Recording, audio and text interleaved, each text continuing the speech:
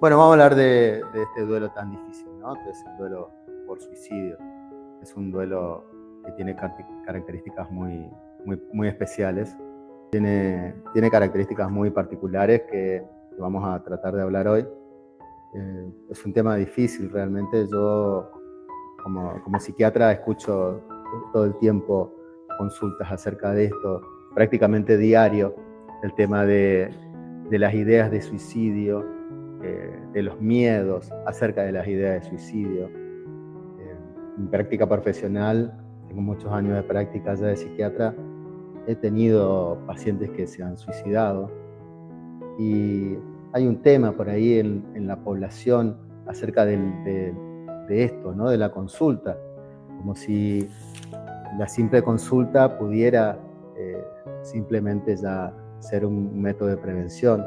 Y muchas veces es un tema tan complicado que a veces, aunque el paciente haga la consulta y se vea, se identifique la posibilidad de una ideación suicida, igual el paciente se termina suicidando. Lo primero que vamos a decir es que el suicidio es un problema porque es un duelo en particular, porque tiene características especiales que no tienen por ahí los otros duelos, ¿no? Por ejemplo, y lo vemos ahí en la imagen, la sorpresa, la incredulidad, el shock. Es decir, en general, la noticia aparece y es inesperada. Es inesperada para amigos, para familiares, para personas que estuvieron hace poco tiempo y dicen, no lo vi venir, no esperaba que pasara esto. Y ahora vamos a hablar de uno de esos mitos, ¿no? De que el suicida avisa, no avisa. Realmente, cada vez que pasa algo de esto, impacta en toda la sociedad y todos terminamos hablando de eso. Segundo, la culpa. La culpa es la emoción más frecuente. ¿Por qué no me di cuenta?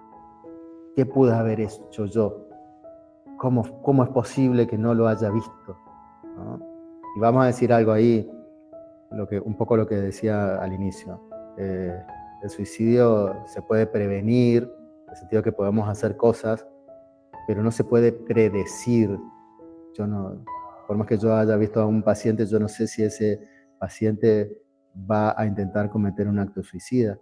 Es impredecible. Puedo hacer todas las cosas como para que no lo haga, pero no lo puedo predecir, ¿no? El sentimiento de vergüenza, de aislamiento social, es como algo que no se dice, ¿no? Que no se cuenta, que no se habla. Es difícil hablar de este tema frente a otras personas. Hace poco estuve dando una charla en San Martín, en el Chaco, con mi coequiper Fernando Arrieta, hablando del tema suicidio, porque se habían suicidado varios chicos de esa localidad. Y al terminar la charla, nosotros pensábamos que las personas no iban a ser tan directas, ¿no? Y empezaban a contar de familiares, de ellos mismos con la idea, de sobrevivientes, ¿no? Entonces es muy frecuente, pero la vergüenza, la culpa, hace que muchas veces no se hable de estos temas y, como decíamos, empieza la charla después, ¿no? Cuando ya pasó el evento. Entonces es importante poder hablarlo antes, ¿no? Poder ponerlo en palabras. Bueno, otra de las emociones frecuentes es esa sensación de enojo hacia el fallecido, porque muchas veces uno siente que podía haber peleado más o que podía haber hecho eso otra cosa, o siente abandono, si fue un padre, si fue un esposo, uno siente bronca, ¿no? No es solo tristeza la emoción que se da. La necesidad obsesiva de explicaciones. ¿Por qué lo hizo? Para eso esta charla, ¿no? Tratando de tirar algún tipo de idea como para que el cerebro deje de pensar. El cerebro es un buscador de explicaciones. Cuando yo no tengo la explicación de algo, me pongo obsesivo con el tema. ¿Por qué habrá pasado? ¿Qué pudo haber hecho? Y este es uno de esos casos, ¿no? Donde aparecen las preguntas que no tienen respuesta muchas veces y que tenemos que llegar a respuestas que queremos aceptar, ¿no? Pero no sabemos en realidad, en el fondo, qué es lo que realmente pasó. Entonces la pregunta constante, ¿no? Esta necesidad obsesiva de explicar las cosas. Y a veces un silencio impuesto por el entorno, ¿no? Como no se habla de ese tema. Eso es un tema que da vergüenza, ¿no? Entonces no podemos hablar abiertamente de lo que pasó. Podemos hacer esa síntesis que dice ahí abajo, ¿no? Es un duelo que tiene preguntas, pero que no tiene respuestas. Entonces, este tipo de duelo es un duelo muy difícil de transitar y que puede dejar secuelas psicológicas en los amigos, en los familiares. Entonces, es un duelo difícil. Algunas de las preguntas que puedes hacerte si sos un familiar, ¿no? O amigo, ¿por qué no me di cuenta? ¿Podría haber hecho algo? ¿Por qué lo hizo? ¿Me dejó a mí esta carga? Podría pensar alguien, ¿no? ¿Me lo hizo a mí? Si hubo una discusión previa o si pasó algo. Entonces te pone a pensar, te da vueltas, a veces pasan años y estas preguntas no se van. Bueno, ¿cuáles son los errores cuando... Esperen a ver si no me salté una. No. ¿Cuáles son los errores frecuentes cuando yo quiero ayudar a alguien que ha perdido a una persona por suicidio? Decir estas frases, ¿no? Que son frases que no consuelan, sino que muchas veces generan bronca y muchas veces agravan el aislamiento, hacen que yo no me quiera juntar con nadie porque no quiero que me digan estas cosas, porque me irrita que me digan estas cosas, me molesta que me digan estas cosas, ¿no? Esas frases que todos conocemos, tenés que ser fuerte, ya está en un lugar mejor, todo pasa por algo. Bueno, no hablamos de eso, o evitar nombrar al fallecido, ¿no? Son cosas que dan mucha bronca. Entonces, cuando yo quiero ayudar a alguien, tengo que tratar de evitar este tipo de frases. Bueno, algunas de las claves para acompañar a una persona que está en duelo por suicidio. La primera es estar disponible, no es una cuestión de palabras, ¿no? De decir cosas, es una cuestión de estar ahí, estar presente, ¿no? Presencia sin invadir. No forzar a hablar, pero estás dispuesto a escuchar.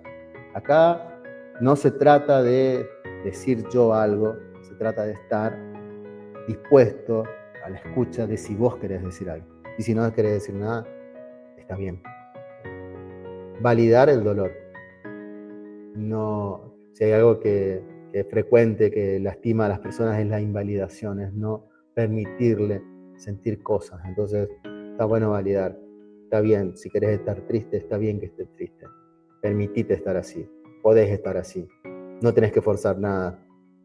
Es válido que estés así. Entonces, la sola validación da una sensación de acompañamiento, ¿no?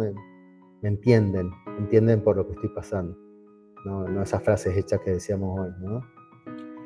No cuestionar lo que se siente, permitir la expresión, permitir que aparezcan el llanto, el enojo y, como decíamos, evitar esas frases como no llores, no pienses en eso, si lloras no se va a ir al cielo. Miren que hay un montón de esas frasecitas así que andan dando vuelta que lo único que hacen es ponernos un poco peor. Entonces, si estás con alguna persona que está atravesando esto, estas son como las claves más importantes. ¿Qué podrías decir? Estoy acá para lo que necesites, no tengo palabras pero te acompaño. ¿Querés hablar? No estás solo. Entonces, son algunas de las frases que sí valen, ¿no? Que me hacen sentir que me están acompañando. Y que no decir, ya va a pasar, tenés que salir adelante por tus hijos, por lo que sea. Era su decisión, no pienses más en esto. Frases hechas que no nos ayudan para nada. Lo más complicado, y acá me voy a quedar un ratito, en este tipo de duelo, alguien quiere unirse. ¿Le permito yo acá, Adrián? Ahí está. Lo más complicado en este tipo de duelo es que muchas veces se complica con lo que llamamos un duelo traumático. en el duelo traumático, la situación es tan intensa, tan insoportable, que la emoción se separa del pensamiento. Es como un mecanismo de defensa en el que yo estoy viviendo las cosas, pero no está asociado con la emoción. Es como que no puedo llorar, no puedo expresarme, no puedo unir emoción con pensamiento. Y eso puede generar un problema que se llama trastorno por estrés postraumático, que se da, voy a ser un poco gráfico en esta partecita, ¿no? Se da si, por ejemplo, encontrás a tu familiar y ves que cómo se suicidó, lo ves en ese momento y es algo que impacta tan dramáticamente que puede quedar ahí por años, que pueden haber pasado 2 años, 3 años y esa imagen queda muy nítida en el recuerdo. Tiene una explicación neurobiológica, es decir, el cortisol, la hormona del estrés, aumenta tanto, los valores tan altos que dañan un sector del cerebro que se llama hipocampo, que le impiden olvidar ese momento traumático, le impiden borrarlo de la mente. Entonces, por más que pasen 4, 5, 10 años, vuelve el recuerdo como si fuera ayer. Entonces, es un problema grave, porque muchas veces trae como consecuencias incluso esto mismo de no de volver, sino de que el familiar intente suicidarse, ¿sí? Lo cual hoy no lo aclaré, porque bueno, no era la idea tirar estadísticas ni nada, pero no es lo mismo el intento de suicidio, obviamente, que el suicidio. Del 100% de las personas que intentan suicidarse, solamente el 5% se suicida. Realmente tenemos intentos de suicidio, se calcula aproximadamente 22 intentos de suicidio por día en la Argentina. Es decir, hoy se intentaron suicidar 22 personas aproximadamente. Y de ese porcentaje, el 5% lo logra. En general, bueno, me fui para el lado de la estadística, ¿no? En general los que lo logran 3 veces son más los hombres que las mujeres, sobre todo debido al método que eligen para suicidarse, porque suelen elegir métodos que son más dramáticos, ¿no? Que no fallan, mientras que las mujeres en general suelen elegir tomar pastillas o estilos de métodos que por ahí no necesariamente funcionan, ¿no? Que puede haber algún tipo de solución. Entonces, es muy frecuente la idea de suicidio. Hay diferencia entre la idea y el plan suicida. Una cosa es que yo piense, me quiero morir, pero no tengo un plan, sino quiero que me agarre una enfermedad, que es muy frecuente en la población, tengo este método pensado para suicidarme. Ahí ya hay una planificación, entonces tengo que diferenciar estas cosas, ¿no? ¿Por qué también es especialmente traumático este duelo? Porque en general el suicidio es la segunda causa de muerte en jóvenes entre 15 a 30 años. La primera es accidentes. Y hace poco leía un informe de acá, yo estoy en la ciudad de Corrientes, de que en Corrientes casi se igualan en este mes pasado las cifras de accidentes de tránsito y de intentos de suicidio. Es decir, han aumentado, digamos, exponencialmente, digamos, los intentos de suicidio, sobre todo en esa franja de la población. Entonces, realmente es traumático porque en general se ve más en chicos entre 15 y 30 años, ¿no? En jóvenes. Se ve más también en ancianos y se ve más en la población LGTB, por todas las cuestiones que tienen que ir afrontando, muchas veces culminan en algo de esto, ¿no? Del suicidio. Entonces decíamos, ¿cuál es el principal problema del duelo de suicidio? Que es un duelo que puede generar trauma, estrés postraumático.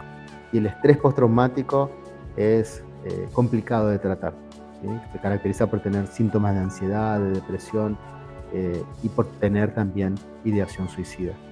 Es decir, por eso si por ejemplo yo tengo un paciente que tiene un familiar que se suicidó, es un paciente que es un poco más vulnerable a la idea de suicidio. Entonces hay que tener en cuenta eso, más allá de lo que pueda ocasionar la ideación suicida, ¿no? Que ya vamos a hablar en un ratito. Entonces, lo que quiero que quede claro es que es un duelo especialmente difícil y que puede provocar esta situación traumática. Bueno, algo que quería hablar, que nos aleja un poco del tema específico de la persona que está en duelo por suicidio, es acerca de todos los mitos que hay alrededor del suicidio, que muchas veces lo que hacen es complicar nuestro duelo, porque empezamos a pensar un montón de cosas. Entonces, está bueno para informarnos, y sé que muchos de los que nos escuchan por ahí son estudiantes de psicología o están estudiando el tema, entonces vamos a hablar un poco de esto, ¿no? De los mitos. Uno de los grandes mitos, el que se quiere matar, no lo dice. Esto puede ser o no puede ser, es cierto. El que se quiere matar suele dar señales, pero que a veces pueden ser difíciles de identificar, ¿no? Por ahí tienen más que ver con conductas. Sí, escucho. Alguien dijo algo, perdón. Bueno, listo. En cualquier momento, el que quiera hablar, habla. Esto es abierto, ¿no? O quieren preguntar algo, lo escriben. Pero muchas veces dan señales como cambios de comportamiento, como conducta de despedida, como regalar cosas, como publicar cosas en sus redes sociales, esos mensajes hacia los amigos que pintan mucho a despedida, ¿no? Son señales a veces sutiles y a veces no se identifican y a veces no hay señal. Esto es así. Hice una publicación hace poco sobre esto y me decían, no, el suicida siempre da señales, lo que pasa es que no la pueden leer. A veces no hay señales. Entonces, a veces hay, a veces no hay. A lo que voy de que es un mito es que no se puede generalizar. No se puede generalizar. Muchas veces sí da señales y a veces no hay señales. Eso para los familiares que muchas veces se culpan, ¿no? A veces puede ser una cuestión impulsiva, que aparezca de golpe. Por eso es tan frecuente entre los adolescentes, ¿no?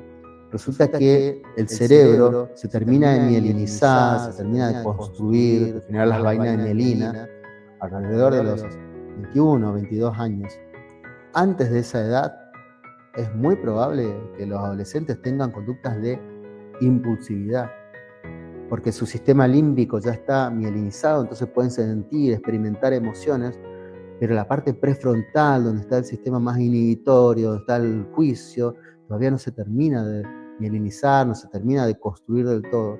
Entonces falla el freno inhibitorio y por eso hay mucha conducta impulsiva en el adolescente. Y si esto es una conducta impulsiva, entonces es muy difícil que dé señales porque esa persona no estaba pensando en hacer eso la semana pasada. Pasó algo y la impulsividad me llevó. Eso también hace de que si nosotros lo rescatamos, si evitamos que suceda, puede ser que no lo vuelva a hacer más. Hay un mito también, creo que está, no lo sé, ahora lo vemos, de que si lo hizo lo va a volver a hacer. No, puede ser que lo haga una vez, que sea un sobreviviente, y después yo lo encuentro 20 años después, me consulta y me cuenta, sí, yo tuve un intento cuando era adolescente, pero después nunca más. Entonces, esto puede ser una cuestión de impulsividad. Por eso es que puede no notarse, porque pasó algo que disparó esa impulsividad, que no estaba antes, ¿no? Otro mito, si lo dice, no lo hace, ¿no? Entonces, vamos a decir, toda expresión debe tomarse en cuenta, ¿no? Decirlo es muchas veces un pedido de ayuda y no una manipulación. El riesgo es desestimar el sufrimiento, como solo está queriendo llamar la atención, ¿no? Es frecuente de escuchar. Entonces, cualquier frase que nosotros escuchemos acerca de esto, tenemos que prestar atención. Cuando yo estaba preparando la clase, puse ahí en el buscador común, ¿no? En el Google, duelo por suicidio, y lo primero que me aparece es un mensaje, llamá a tal número, y es como que no podía entrar a ver qué se decía del tema porque ya estaba un mensaje, como prestando atención a que si alguien está preguntando sobre el suicidio, tiene que haber algún tipo de ayuda. Entonces, no pensar esto, si lo dice, no lo hace. También puede pasar que en realidad no lo quiera hacer y que sí sea un llamado de atención. Y puede pasar que le salga mal, que sea un llamado de atención y que resbale y caiga. Y que está buscando que alguien venga a sacarlo de ese lugar y no hay nadie. O que haga algo que piense que no lo va a lastimar tanto, pero se termina muriendo. No sé si se entiende. No quiero ser tan gráfico, pero supongamos que se tira a un primer piso pensando que va a llamar la atención, pero le sale mal. A eso voy. Que todos los pedidos de ayuda deben ser atendidos. ¿Sí? Se debe hablar abiertamente de este tema. Hablar esto, enganchando con lo anterior justo, hablar de suicidio lo incentiva. Mentira. Es decir, hay que hablar con responsabilidad sobre el suicidio.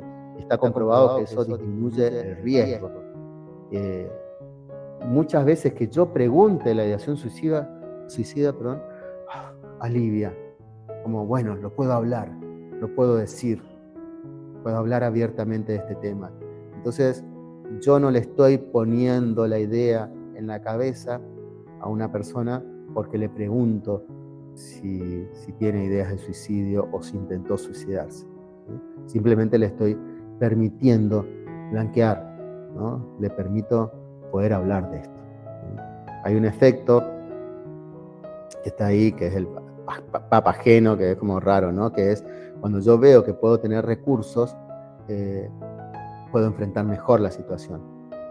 Y está el otro efecto, que lo vamos a hablar un poquito más, que ese es el que hay que tener cuidado. Por eso cuando uno dice hablar de suicidio, veamos en qué casos no hay que hablar tanto, pero al contrario, ¿no? Tenemos que preguntar sobre ideación suicida, hay que hablar sobre todo con los adolescentes, hay que hablar sobre este tema.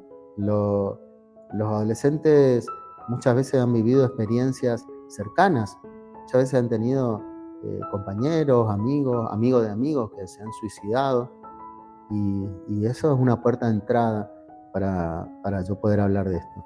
Yo estoy en un equipo, ahí lo ven, ¿no? Renaci, que es de Previsora del Paraná, que es una iniciativa privada del nordeste argentino, y nosotros muchas veces como equipo de duelo nos han invitado a ir a una escuela donde se suicidó uno de los chicos y juntamos a los compañeritos para hablar del tema, pero siempre nuestra intervención ha sido posterior al hecho. Cuando por ahí estaría bueno poder hablar previamente, ¿no? Poder hacer una prevención y poder hablar de estos temas abiertamente.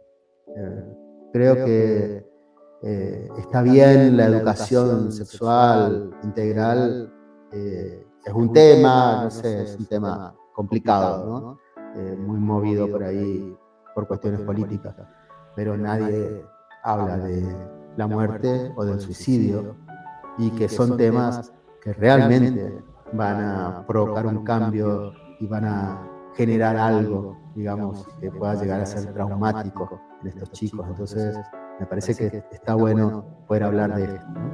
Bueno, y ahora vamos a este efecto, que es el ¿Puedo hacer una pregunta, Emilio? Sí, claro, por favor. Para eso estamos. ¿Cómo estás? Delia habla. Hola, Delia. Te pregunto por el efecto, ¿cómo estás?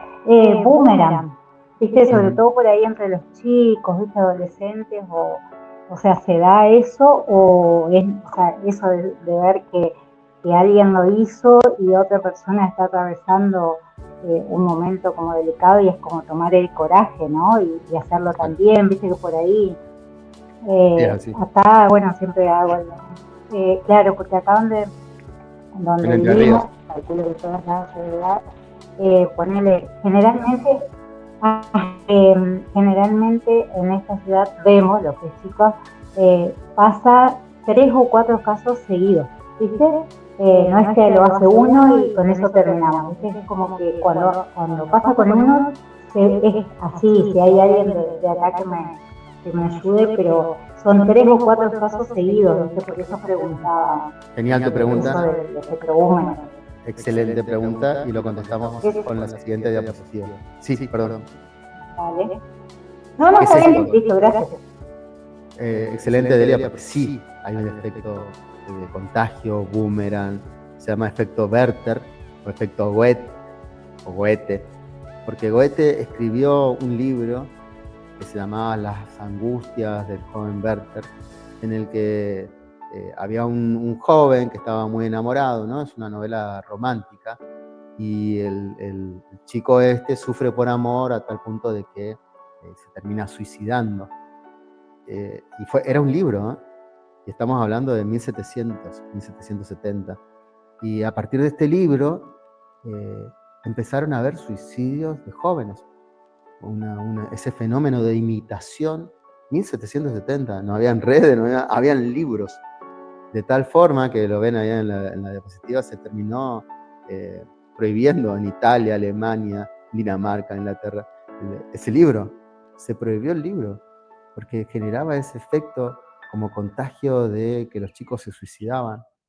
Y está comprobadísimo que cuando hay en una comunidad cerrada uno de los chicos se suicida, está comprobado que puede haber ese efecto de contagio. Por eso inmediatamente hay que armar un equipo que vaya a ese lugar y que haga prevención, que hable con los amigos, que hable del tema, que se reúna con los hermanos, porque es frecuente.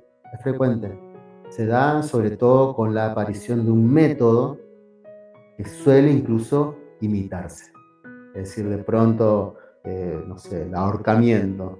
Uno de los chicos se ahorca y al poco tiempo, a las 2 semanas, otro del grupo o el hermano se ahorca. La aparición de un método dentro de un grupo aparece como potenciando este fenómeno, de ahorcarse de esa manera, ¿no? Ese efecto de contagio. Entonces, es muy peligroso, por eso hay que intervenir. Si hay un suicidio, hay que intervenir en los amigos más cercanos, en la familia. Por ejemplo, yo estoy en la ciudad de Corrientes, acá está el Puente General Belgrano, el Puente Chaco Corrientes. Es un lugar que se ha popularizado porque la gente que se suicida suele elegir tirarse del puente. Entonces, ¿qué pasa? Aparece un método eficaz. Y cuando aparece un método eficaz, esa persona que está con una depresión, que está inhibido, que no tiene ganas, que no puede ni pensar, no tiene creatividad, dice, me quiero matar, pero no sé cómo, aparece un método eficaz y entonces dice, el puente. Entonces, cuidado, ¿sí? Así que estoy muy de acuerdo. Está ese efecto contagio, boomerang, efecto Werther, está ese efecto, entonces siempre hay que cuidarse. De hecho, acá en Corrientes, no sé si la siguiente, no habla de eso. De hecho, acá en Corrientes hay un grupo que se ha popularizado mucho. Nosotros fuimos a dar charlas es una iglesia evangélica que tiene unas guardias en el puente, van con unas banderas de Argentina y tratan de cubrir la mayor cantidad de tiempo posible. Y nosotros hemos ido a dar charlas en ese lugar para enseñarles un poco cómo acercarse a estas personas con suicidios. Ya está todo protocolizado. Ellas lo que hacen es detectar, llamar a Gendarmería que está bajo el puente para que vaya lo más pronto posible y acercarse un poco a esa persona como para evitar, como para que sienta que hay un apoyo hasta que llega a Gendarmería. Entonces se comprueba que la desaparición de un método eficaz disminuye la cantidad de suicidios. Es decir, la aparición de un método eficaz aumenta, la desaparición disminuye. Y tiene todo que ver con que el 90% de las personas que cometen suicidio lo hacen por tener depresión. Es como el fenómeno más frecuente. Entonces, hay como momentos en los que la depresión suele ser más fuerte. En el nordeste argentino, eso pasa con la primavera. Septiembre, octubre, son meses de alta incidencia de suicidio. Cambia la intensidad de la luz del sol, muchas veces dispara la depresión o a veces dispara la voluntad Y esa persona que estaba con esa ideación desde hace mucho tiempo, de pronto tiene voluntad y se para y va y quiere hacer algo para terminar con su vida. Entonces, es un tema complicado el fenómeno de contagio, ¿sí? Si aparece un suicidio, hay que intervenir. Más si estás en un lugar chico, ¿sí? En un lugar donde se conocen todos, porque eso se puede disparar hasta lugares que vos no te imaginas. Bueno, gracias Delia por el comentario. Bueno, el suicidio es un acto impulsivo. Está bien, como decíamos, son mitos en el sentido de que no siempre es un acto impulsivo. Hoy decíamos, suele ser un acto impulsivo y por eso no nos damos cuenta. Pero otros suicidios no son impulsivos, sino que tienen una planificación. Y ahí decíamos, ¿no? Diferenciar la idea, yo tengo la idea, nada más, me quiero morir, ¿sí? De la planificación y del acto, ¿no? Entonces, incluso en los trastornos de ansiedad, por ejemplo, la idea más frecuente es tengo miedo de querer suicidarme, es decir, tengo miedo de suicidarme, no es me quiero suicidar, sino que es tengo miedo de al final que me estar tan mal que termine suicidándome. Es simplemente una idea. Es diferente a tener un acto.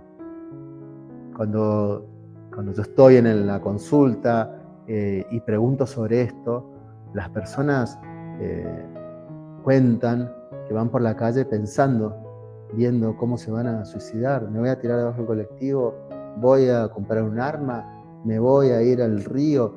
Piensan constantemente en cuál va a ser el método. Y esto puede estar así, esto les va a sorprender, años. Esto puede estar así años.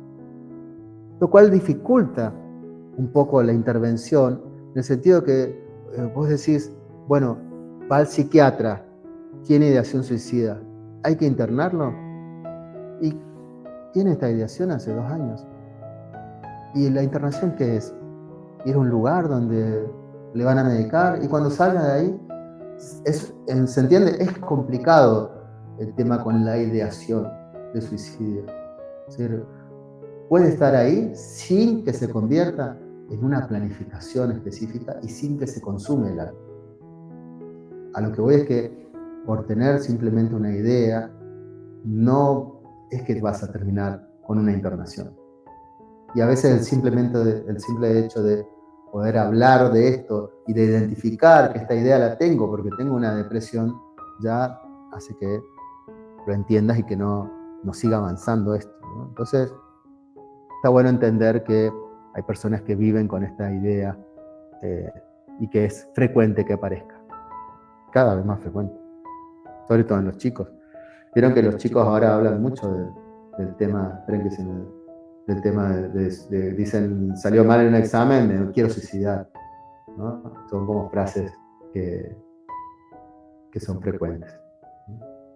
Bueno, el siguiente mito, el suicidio no se puede prevenir.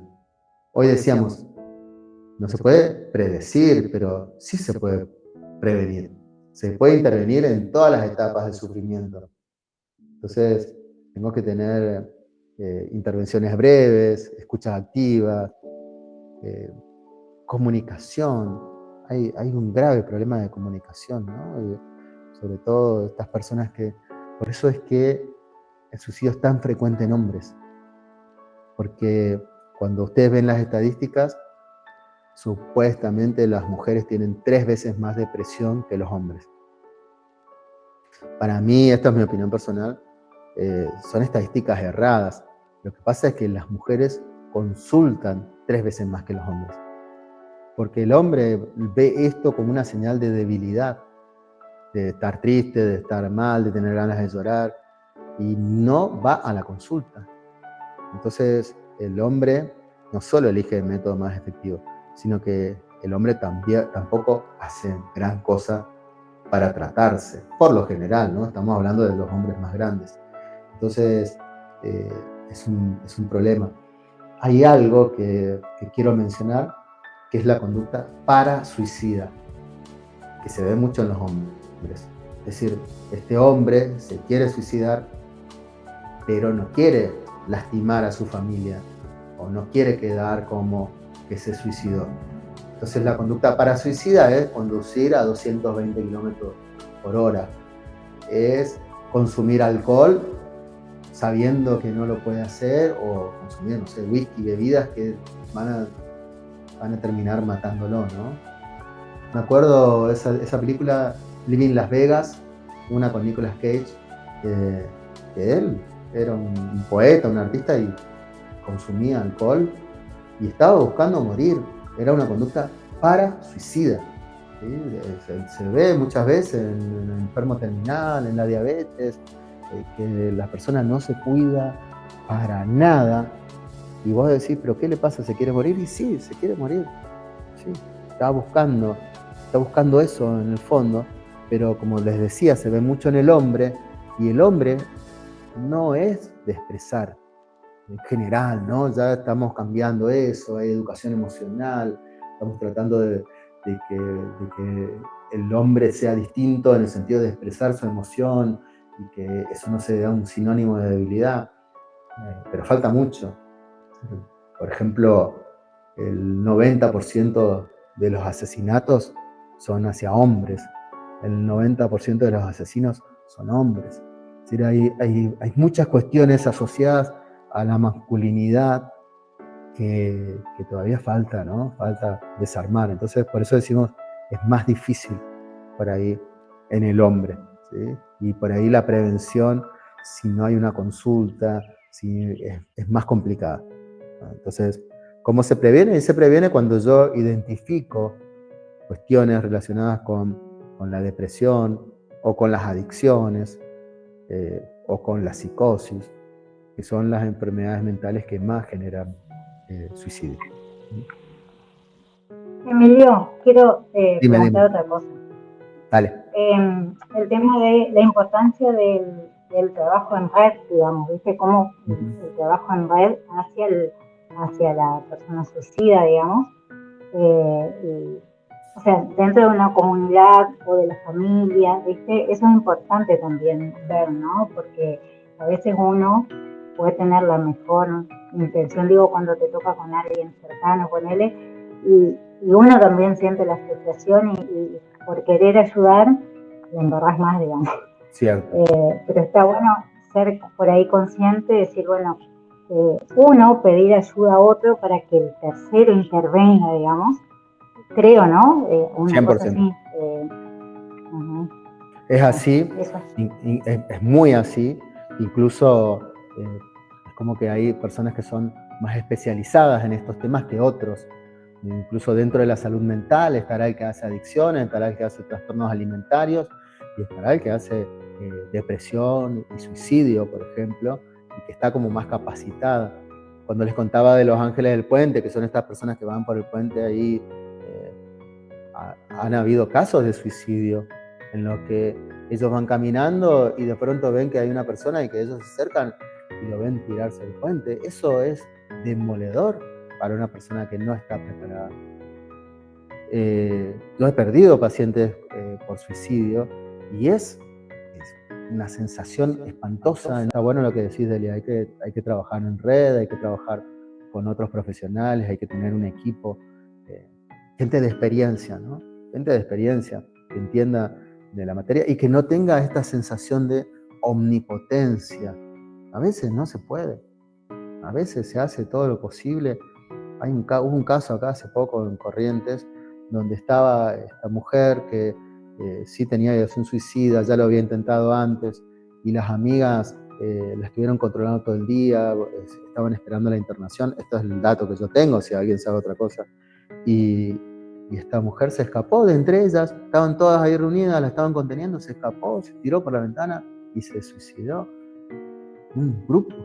Es decir, realmente uno queda devastado, ¿no? Trata de hacer lo posible, pero no se te ocurre en ese momento, ¿no? Las ideas vienen después, puede haber hecho esto, puede haber hecho lo otro. Entonces, por ahí, si vas a estar en este tema, está bueno buscar una red, buscar contención, buscar a quién derivar, alguien de confianza que entienda del tema, ¿sí? Un profesional.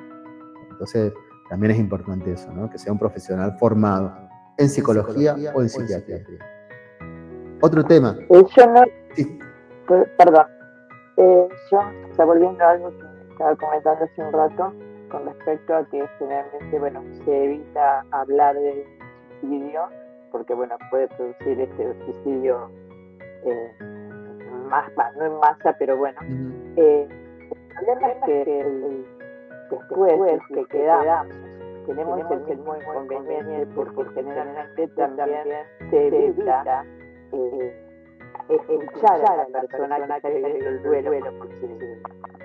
Al menos noto eso. De hecho, hasta de gente cercana, que así yo intente nombrarlo y decirlo, es como que se evita hablar del tema para poder asistir, ¿no?, a la persona que lo está viviendo. No solo antes de que pase, sino después que pasa tampoco se escucha mucho al sobreviviente.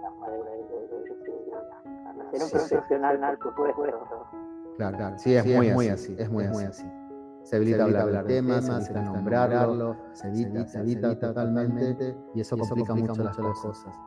Esto del efecto de contagio, sobre todo se sugiere a nivel de la comunicación y de los medios de comunicación. Es decir, si yo voy a dar una noticia sobre un suicidio, simplemente dar la noticia, pero lo que no tengo que hacer es ahondar acerca de los métodos, del cómo lo hizo, del lugar. Es decir, esa es la evitación. No es la evitación, digamos, de hablar de este tema, sino es la evitación de hablar del método. Por eso es que en general en los medios se respeta mucho, ¿no? Se dice una persona que se suicidó y que era muy querida y queda ahí, no pasa a mayores.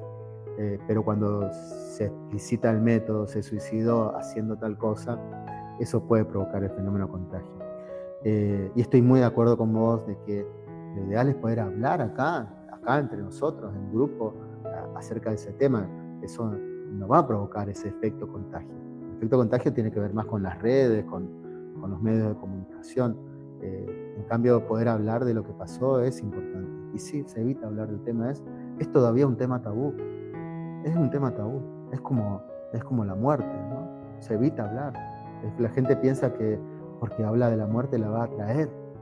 Y estamos tan lejos de aceptar la muerte como parte de la vida. Nos falta tanto como sociedad. Es como si hay una certeza es que vamos a morir.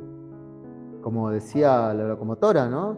¿Qué impacto esa muerte, ¿no? La locomotora estaba como muy al tanto de esto y siempre hablaba de eso. Locomotora Castro, locomotora... ¿Cómo se llamaba? Oliveras, eso. El otro era el locomotora Oliveras, ¿no? Qué mujer tan motivadora, tan llena de vida. Pero sin embargo, en su mensaje ella hablaba frecuentemente de la muerte. Y de pronto cuando aparece la muerte, a todas las personas les impacta porque parece que no nos vamos a morir nunca. Entonces, estos temas no se hablan porque nuestra cultura los tiene vedados como tabú. La muerte, el suicidio, capaz que más tabú todavía que la muerte. Ni qué hablar de lo que hoy mencioné así muy rápidamente, como es el colectivo LGTB, es decir, el suicidio en personas que son discriminadas, por ejemplo, por su homosexualidad, por sus familiares, es muy frecuente. Y de eso, obviamente, no se habla. No se habla. Directamente la familia no habla del tema por vergüenza, por culpa, por lo que sea. Entonces, es un tema teñido de un montón de emocionalidad y por eso es un tema que es complicado hablarlo, ¿no? Por eso en otras culturas el suicidio no es visto de la misma manera que para nosotros. Hay mucho del tema del honor, ¿no? El suicidarse con honor. Lo pueden ver, perdón si tiro un spoiler, en el juego de calamar, en la última temporada. Y si, bueno, no importa, no soy específico, pero se ve algo de esto del honor, ¿no? De cómo en esas culturas esto está asociado con el honor. Entonces, no siempre hay depresión. A veces puede ser como una expresión, ¿sí? A veces puede ser un mensaje que se quiera dar. Creo que un poco lo que hablamos ayuda como a aliviar un poco el pensamiento, ¿no? A entender un poco qué puede pasar por la cabeza de una persona así, aunque, como decíamos, es el duelo que tiene más preguntas sin responder. Bueno, ese es el final de la presentación, bueno, de la bibliografía, y muchas gracias.